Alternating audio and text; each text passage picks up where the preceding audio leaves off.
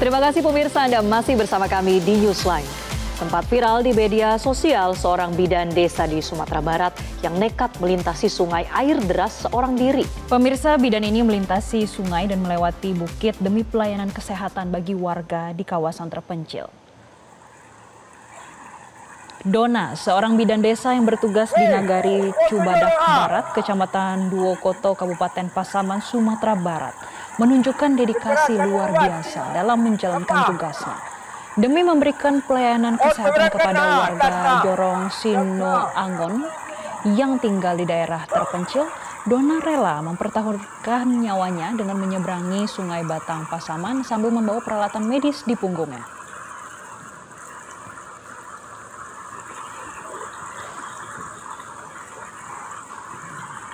Pemirsa, diketahui akses menuju daerah tersebut sangat sulit dan tidak ada jembatan, terutama saat musim hujan ketika arus sungai deras dan jalan menjadi licin.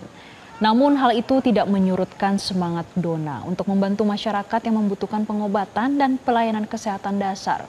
Pengorbanan dan ketulusan bidan bernama lengkap Dona Lubis menjadi potret nyata perjuangan tenaga kesehatan di pelosok negeri. Ia adalah simbol harapan dan bukti kalau pengabdian tidak mengenal batas.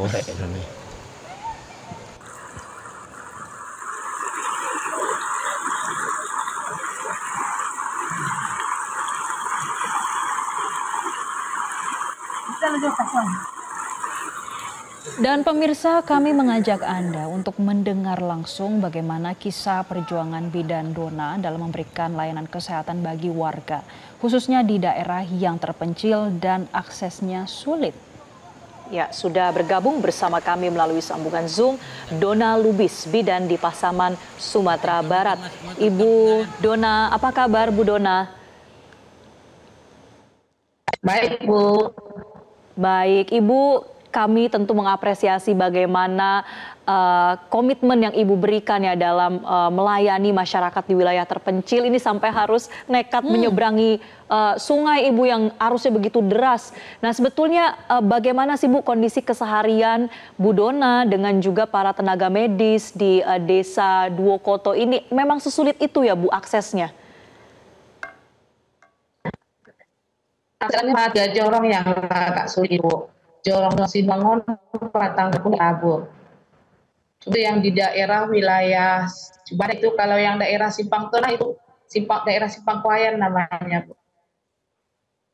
Oke, artinya di sana masih sulit untuk aksesnya. Tapi Bu Dona mungkin bisa diceritakan, karena di visualnya nih Bu, Ibu rela berenang sambil membawa peralatan medis. Apakah memang seperti ini Bu, selalu perjuangan tenaga medis di sana seperti ini Bu? Boleh diceritakan Bu, bagikan kepada kami? Ya, oh, jadi gini Bu, pas malam itu kan ada pasien, jadi pas berangkat paginya ke Sinuangon gitu Bu.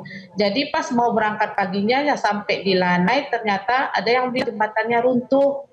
Jadi kami terus ke sana ke lokasi, ternyata kami lihat jembatannya memang sudah runtuh.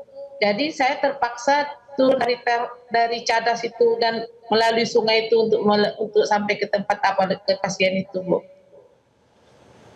Oke, jadi ada jembatan yang runtuh, jadi biasanya mungkin lebih mudah ya Bu Dona aksesnya. Nah, dari cerita yang beredar juga Bu Dona ini kan sampai harus mengeluarkan biaya sendiri untuk naik ojek. Nah, itu berapa Bu biayanya dan apakah Ibu pada saat itu punya begitu biayanya dan tidak keberatan begitu mengeluarkannya Bu Dona? Kalau masalah biaya bukan Bu, masalah biaya itu yang keluarga pasien yang nanggung Bu gitu. Oke, baik. Saya cuma itu keluarga pasien.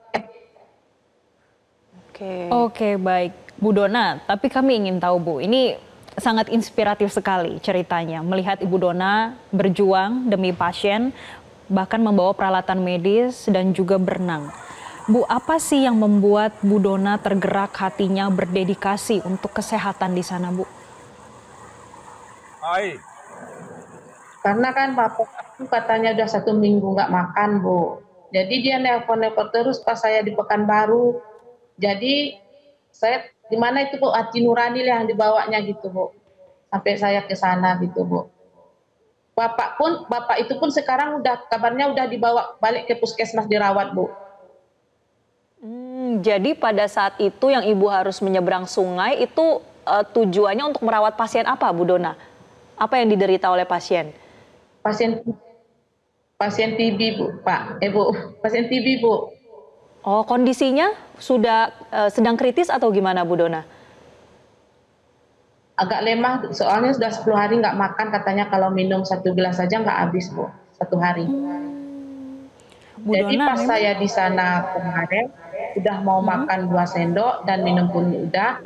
Jadi besoknya saya telepon, katanya udah ada, tapi dapat kabar tadi, katanya pasien itu sudah digotong keluar, dibawa ke puskesmas.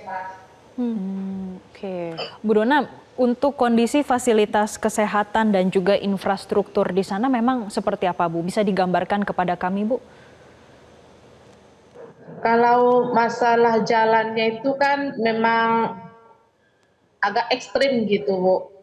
Kalau masalah jembatan itu sebenarnya bisa dilewati karena yang roboh itu makanya harus melalui sungai gitu. Jadi bidangnya pun di sana udah ada, Bu. Di sana kan ada 2 jorong, jorong Sinuangon sama jorong Batang Tundur. Keduanya pun 2 jorong itu pun udah ada bidan desanya dan bidan desa ini pun selalu mengontrol pasien itu. Oke. Bu Dona sendiri udah menjadi bidan atau tenaga medis ini sejak tahun berapa? Berapa lama, Bu Dona? Dan sering nggak, Bu, mengalami situasi darurat yang ekstrim seperti ini? Ya, perjuangan bidan Indonesia di kampung. Saya mulai bidan tamat tahun 99 langsung diangkat jadi PTT, Bu. Jadi yang kayak gini mungkin baru sekali ini, Bu, yang berenang. Tapi yang kalau yang berangkat malam dengan hujan sudah sering. Bu Dona, ini kan lumayan ekstrim ya, Ibu sampai berenang, kemudian membawa peralatan medis. Bu, apakah ini sempat mendapatkan perhatian dari pemerintah ataupun warga sekitar di sana sehingga mereka tuh tergerak juga hatinya, Bu, untuk fasilitas kesehatan ataupun memperbaiki infrastruktur supaya orang ataupun warga di sana mendapatkan fasilitas kesehatan dengan baik dan juga cepat, Bu?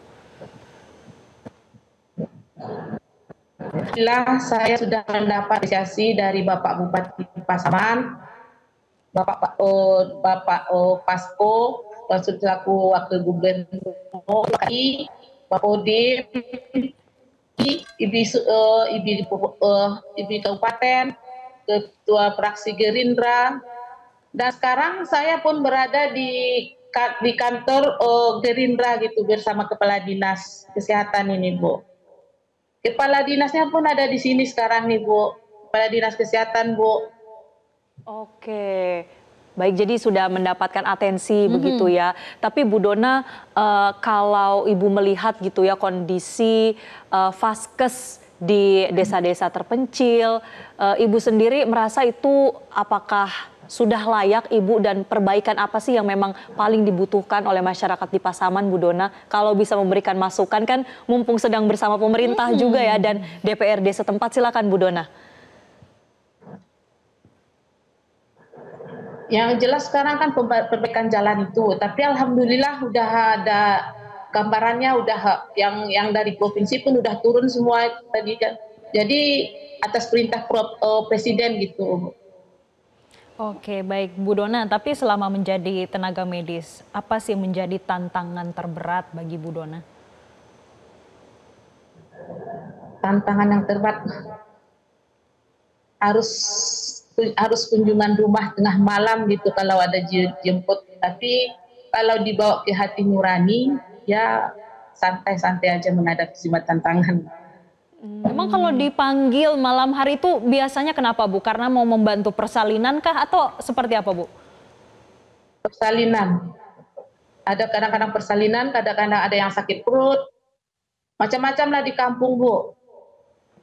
Oke, nah Bu Dona tentu sekali lagi kami apresiasi ya bagaimana jasa Ibu. Semoga tadi kata kuncinya adalah mengabdi dengan hati nurani ya. Bu Dona mengulangi beberapa kali dan sudah dapat akses juga nih bertemu dengan pemerintah setempat. Semoga banyak masukan yang bisa membawa perbaikan bagi kesehatan di Pasaman, Sumatera Barat. Terima kasih sekali lagi Bu Dona Lubis, seorang tenaga medis, sudah bergabung bersama kami di Newsline. Jelajahi cara baru mendapatkan informasi. Download Metro TV Extend sekarang.